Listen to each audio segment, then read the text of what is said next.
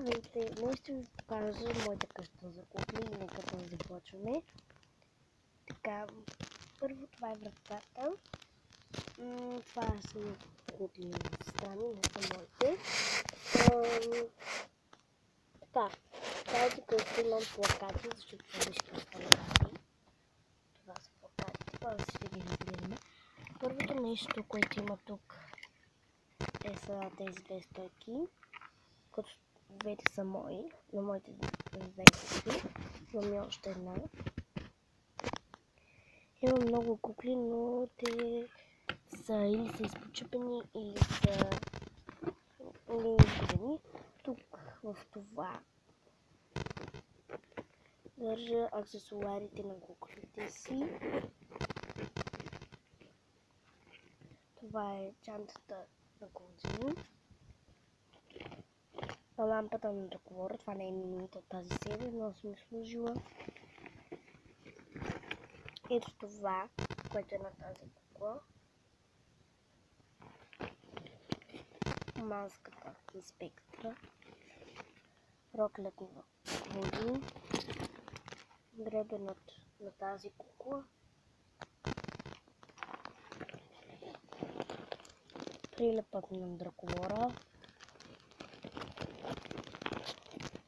И отново очилата на Клодин от плаж. Тук имам едни аквариумчета, т.е. които си купих от Хипо. Преди ги имаше само в Америка, но сега са ги вкарали. Те са 19 лева. Тези трите аквариумчета. Вие сами трябва да си ги направите и са 19 лева.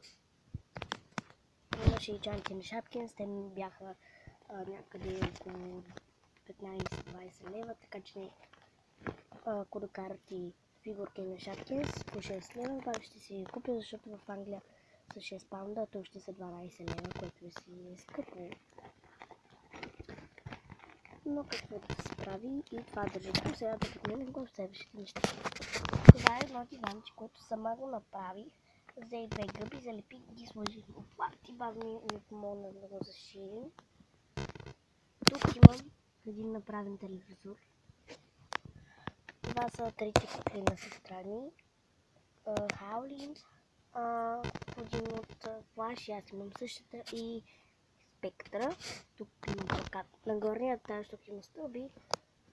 Има ето този плакат. Тук са Драколора. Ето я. Клодин. И тази не знам как се казва. Това тук са торта и ученики, които ги направих от глина и ги отцветих на другия ден. Това е телевизор. Тук има едно килимче. Това е един пластмасов стол, т.е. диван.